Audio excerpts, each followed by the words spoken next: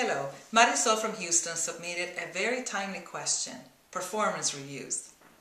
Marisol says that she received her performance review and was very unhappy with what she read.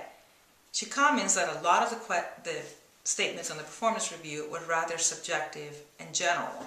Her question is, Wilka, how do I react to this negative performance review and what can I do about it? Marisol, performance reviews are very difficult issues in corporate America. As an executive in corporate America, I can tell you, I disliked the process of performance reviews. I cannot think of one single person in my entire career, whether a manager or the employee, that actually liked the process. But it's a necessary evil in corporate America. So how do we handle them?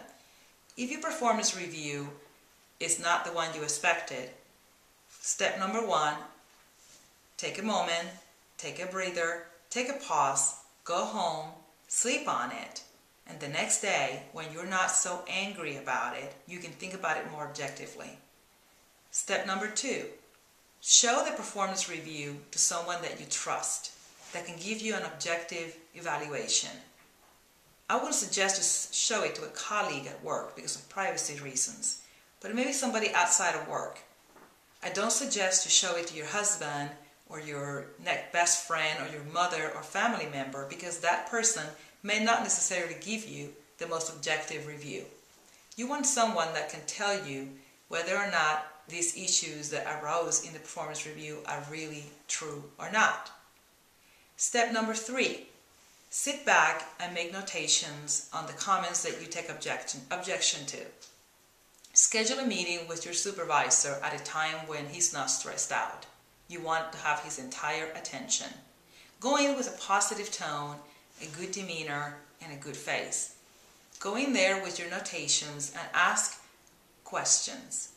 If the comments in the performance review are general subjective comments, things like, oh, you have a bad attitude, or I don't like your demeanor, or things that you really can't pinpoint, try your best to get specific examples of the behavior that the manager is objecting to.